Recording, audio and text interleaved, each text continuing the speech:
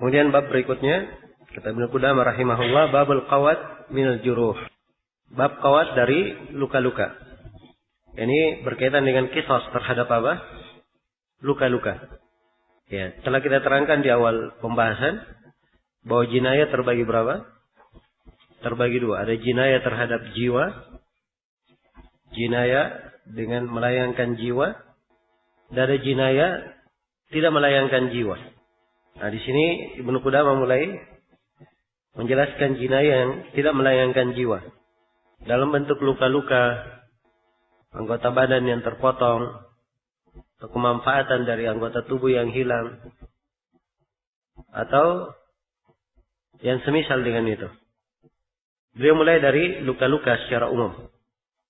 Iya, karena di masalah luka itu ada dua luka ya. Ada luka di bagian kepala, atau syijat namanya, akan datang bab khusus tentang ini. Dan ada luka selain daripada itu. Dan ini akan dibahas di sini oleh Ibnu Qudamah.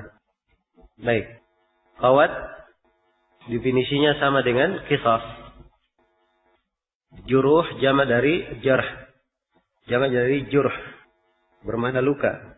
Kata Ibnu Qudamah, yajibul qawadu fi kulli udwin bimithlihi.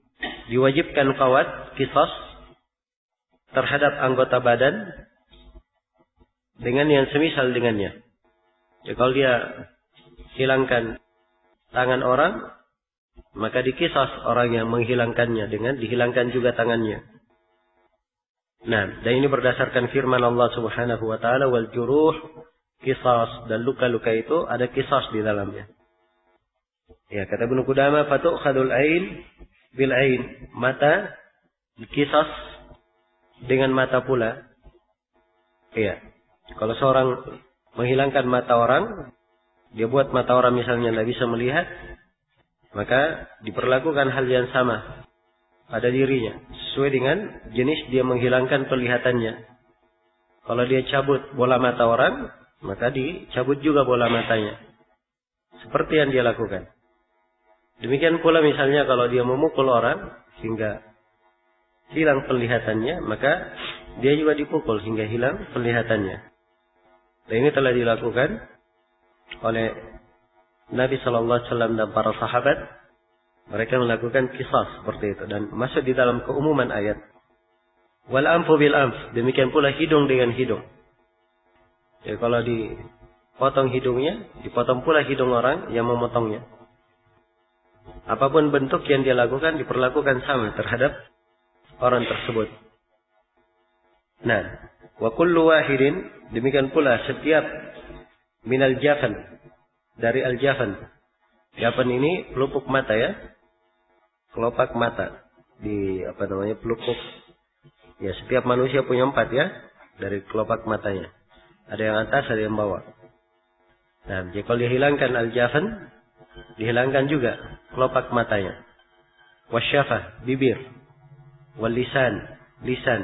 Wasyin, gigi. Wal yad, tangan. Wal rijl, kaki. Wal dzakar, kemaluan. Iya. Wal unsayain, dan 2 biji. Maksudnya dua biji laki-laki ya. Bimithlihi, dihilangkan yang semisal dengannya. Jadi kalau dia lakukan jinayah terhadap walad, dia hilangkan hal tersebut, maka dikisas semisal dengannya, sama dengannya. Kemudian kata beliau, wa kadzalika, dan demikian pula, kullu ma amkana al-qisasu fihi, segala hal yang memungkinkan untuk dikisas di dalamnya. Apa saja? Apakah dalam bentuk luka, dia menghilangkan panca indera, atau menusuk seseorang, ya, dan memungkinkan untuk dikisas, maka dikisas. Ya, apalagi di masa sekarang ini ya, masalah luka-luka, ini bisa diukur sesuai dengan kadarnya. Dengan perkembangan kemajuan teknologi di bidang kedokteran, ya bisa untuk dilukahi sesuai dengan kadar yang diinginkan. Hanya saja di dalam pelaksanaan seluruh hal ini diterangkan ketentuan. Disebutkan 3 syarat pelaksanaan. Jadi dari yang ketiga ketentuan qawat ada pada hal yang memungkinkan. Jadi ini perlu diingat ya, pada hal yang memungkinkan. Kalau tidak memungkinkan, itu tidak dilakukan padanya qawat. Ya, tidak dikisos sebab tidak memungkinkan. Ya. Jadi kalau dia tidak dikisos, maka dia mengambil dia saja gantinya kalau memang apa yang dihilangkan itu atau jinayah yang dilakukan terhadap badannya perkara yang terdapat dia di dalamnya, dan ketentuan dia akan datang nanti. Kemudian pembahasan berikutnya 3 syarat pelaksanaan qawat. Di Ibnu Qudamah sebut 3 syarat di sini. Kata beliau wa yu'tabaru. Ini penyebutan syaratnya dan dianggap, maksudnya disyaratkan. Qaulul majni alaihi mukafiyan lil jani. Ini syarat yang pertama, bahwa orang yang dilakukan jinayah terhadapnya itu sepadan, sekufu dengan orang yang melakukan jinayah itu. Iya. Baik. Karena itu seorang muslim tidak diqawat karena dia melukai orang kafir misalnya. Dan orang yang bebas juga tidak diqawat karena dia melukai seorang budak. Iya. Hanya saja berkaitan dengan masalah budak ini, kalau dia muslim juga budaknya, ini ada silang pendapat di kalangan ulama. Apakah dilakukan jinayah yang sama terhadapnya atau tidak? Apakah dikisos sama atau tidak kalau dia budak, sama-sama muslim? Hanya beda di dalam budak saja. Ini ada 2 pendapat. Sebagian ulama berpendapat bahwa walaupun dia budak, dilakukan kisos terhadap siapa yang menzaliminya, walaupun itu adalah seorang muslim yang merdeka. Nah ini pendapat yang cukup kuat ya di dalam hal ini. Sebab Rasulullah bersabda, al-mu'minuna tatakafa dima'uhum. Kaum mukminin itu darah mereka sepadan. Tidak dibedakan antara budak maupun bebas. Kemudian syarat yang kedua, wa qaulul jinayah amdan. Disyaratkan keadaan jinayah itu, lampuan batas yang dia lakukan itu disengaja. Iya. Adapun kalau tidak sengaja, ini tidak ada kisah sebagaimana yang telah berlalu. Jangankan hanya melukai saja, membunuh pun kalau tidak sengaja tidak ada kisah. Yang ada hanya membayar kafarah saja atau membayar dia dan kafarah saja. Baik. Syarat yang ketiga, kata Ibnu Qudamah rahimahullah, wal amnu minat ta'addi. Ya. Dan harus ada keamanan dari melampaui batas. Nah, bagaimana itu? Biayaqta. Ya, mim mafsalin biayaqta atau biayaqta mim mafsalin aw haddin yantahi ilaihi. Atau seperti dipotong dari orang yang melakukan jinayah dari mifsal, dari persendiannya atau batasan yang hanya bisa sampai ke situ saja. Kal mudhiha allati tantahi ila al-'azam.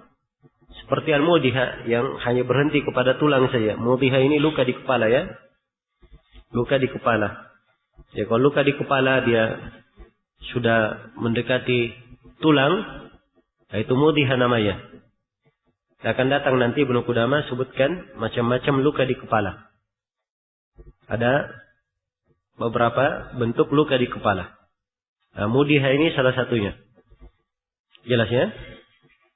Jadi kalau misalnya dilakukan qisas akan mengakibatkan luka itu semakin melebar, ya, melebihi dari kadar yang akan diqisas, ini tidak diperbolehkan. Sebab melampaui batas. Dan qisas itu hanya sebatas yang dia melakukan kezaliman atau jinayah saja. Adapun kalau lewat batasan, ini tidak diperbolehkan. Iya. Hanya saja di masa ini, ketentuan yang disebut oleh Ibnu Qudamah ini tidak terlalu masalah. Karena dengan kecanggihan kedokteran sekarang ini, seorang ingin membuat luka, ya, sampai kemanapun bentuk lukanya, ya, dengan batasan yang aman, itu sangat memungkinkan. Sangat memungkinkan. Baik. Jadi ini semuanya kembali ke pengadilan. Ya, mereka yang menentukan nanti bagaimana seharusnya. Kemudian kata beliau rahimahullah, Wa amma kasrul idham wal qata' min as-sa'id was-saq fala qawada fihi. Adapun mematahkan tulang atau memotong dari pertengahan sa'id, ya. Sa'id, ya tulangnya tangan antara antara pergelangan tangan hingga ke pertengahan tangan sebelum ke siku. Ya, itu dikatakan sa'id. Jadi tidak boleh dipotong di situ, sebab kalau dipotong ini tidak jelas. Dan mungkin akan berakibat lebih parah. Dan ini bertentangan dengan syarat. Ya, demikian pula as-saq. Ya. Betis. Jadi kalau patah pada betis, tidak dilakukan qisas dengan mematahkan betis juga. Nah, ini pendapat Ibnu Qudamah ya rahimahullah, karena disangka bahwa hal ini akan mengakibatkan pelampauan batas di dalam qisas. Namun seperti yang saya sebutkan tadi, di masa sekarang ini yang memungkinkan untuk mematahkan dari tulang itu sekadar patahan yang diperlukan. Maka kalau itu bisa dilakukan dengan kemajuan teknologi sekarang, tidak ada masalah dilakukan pematahan itu. Karena masuk di dalam keumuman ayat. Wal juruha qisas. Dan pada setiap luka ada qisas. Ya, sepanjang memungkinkan, tidak ada masalah untuk dilaksanakan. Kemudian kata beliau, wala qawada fil ja'ifah. Dan tidak ada qawad di dalam ja'ifah. Ja'ifah ini adalah luka yang menembus masuk ke jauf. Luka yang masuk kemana? Ke dalam badan. Iya. Kalau dia misalnya ke perut, dia tikam misalnya perut seorang, masuk ke dalam, maka tidak ditikam juga terhadapnya. Karena ini dari hal yang tidak bisa diukur. Hal yang tidak bisa diukur. Demikian pula kata beliau, wala fi syai'in min syijajir ra's illa al-mudhiha. Dan juga tidak ada qawad di dalam luka-luka kepala kecuali dalam mudhiha saja. Ya, kecuali dalam mudhiha yang akan datang hashima, munakkila, ma'mumah. Ada 4 ya. Ya. Sebab 3 hal ini hashima, munakkila, ma'mumah ini di atas apa? Di atas mudhiha. Kalau mudhiha itu sampai ke terluka sampai ke kelihatan tulang saja. Kalau hashima dia sudah menyentuh tulang. Ya, munakkila dia sudah hilangkan tulang. Kalau ma'mumah tulangnya sudah lewat, malah sudah mendekati kulit otak. Iya, maka ini lebih parah daripada itu. Jadi mudhiha begitu dia bisa dikisas, yang lainnya juga yang lebih parah bisa dikisas. Adapun yang kurang dari mudhiha, hal yang kurang daripada mudhiha ini ada 4 hal ya, atau ada 5 hal yang kurang dari mudhiha, akan diterangkan nanti pada tempatnya. Baik. Kemudian kata Ibnu Qudamah rahimahullah, dan telah saya terangkan ya bahwa di luka-luka ini dalam masalah qisasnya sepanjang memungkinkan untuk dilakukan qawad, ya, hal yang tidak ada masalah dilakukan. Kalau dulu seperti yang disebut oleh Ibnu Qudamah di sini tidak ada qawad karena dikhawatirkan ingin dilukai kepala. Ya, misalnya sampai ke tulang saja, ternyata lewat, masuk juga tulangnya. Dan ini yang dikhawatirkan. Karena itu tidak dibolehkan oleh kebanyakan ulama terdahulu.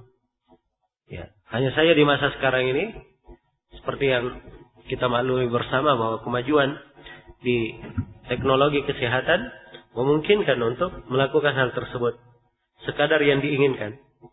Ya, sepanjang hal itu memungkinkan, maka tidak ada masalah. Masuk ke dalam keumuman ayat. Nah, kata beliau, illa yarda bima fawqal mudhiha bi mudhiha. Ya, kecuali kalau yang lewat dari mudhiha, atau tadi terbalik ya, kita sebut kalau lewat mudhiha itu dikisas. Harusnya yang tidak lewat mudhiha yang dikisas. Kalau lewat malah tidak dikisas, karena kalau sudah lewat, ini lewatnya ya mungkin akan berlebihan nanti. Tapi kalau dia kurang dari mudhiha, misalnya dia hanya melukai kulit saja, ya hanya menembus daging saja, belum sampai ke tulang, nah ini bisa dilakukan. Mungkin dilakukan qisas padanya. Tapi kalau sudah lewat, kepada tulang, nah ini sulit diukur kadarnya. Baik. Ini menurut pendapat Ibnu Qudamah ya, dan telah kita jelaskan bahwa hal itu sekarang memungkinkan. Nah, tapi di masa dahulu Ibnu Qudamah menjelaskan illa yarda bima fawqa al-mudhiha bimudhiha. Jadi kalau misalnya ada yang luka yang dialami bentuknya misalnya makmumah, dilukai kepalanya, sudah tembus tulangnya. Iya. Hampir menyentuh kulit otaknya. Ini sudah makmumah namanya. Kalau dia sudah sampai ke situ, ya ini tidak boleh dikawat ya, tidak boleh kisos menurut pendapat Ibnu Qudamah. Jadi kalau misalnya dia tetap ingin kisos, ya maka dia paling banyaknya mudhiha saja, sebatas dia lukai sampai ke tulang saja. Ya kalau dia ridha dengan hal itu tidak ada masalah. Tapi kalau dia tidak ridha, maka dia hanya mengambil diyah saja yang akan diterangkan nanti tentang diyahnya. Jelas ya? Baik. Dan ini semuanya sekali lagi dibangun di atas makna yang disebutkan oleh para ulama bahwa tidak memungkinkan untuk dilakukan kisos di dalam luka-luka yang seperti itu. Dan ini kita katakan bahwa di masa sekarang ini tentunya hal itu sangat memungkinkan. Jadi sepanjang memungkinkan maka tidak ada masalah di kisos. Ya, dengan hal yang sama. Sepanjang itu memungkinkan dan tidak melampaui batas. Kemudian kata beliau wala qawat fil anf illa min marin. Dan tidak ada qawat pada hidung kecuali dari marin wa huwa ma lana minhu. Ya. Kecuali pada marinnya saja. Ya, pada hidung ini apa namanya di tempat lubang nafasnya ini disebut marin. Yang lembek pada hidung itu disebut apa? Marin namanya. Jadi kalau ada dari hidungnya yang luka di bagian lembeknya, nah bisa dilakukan qawat, itu memungkinkan. Tapi kalau hidungnya hilang, misalnya hidungnya sampai hilang tulangnya, maka ini tidak dilakukan qawat.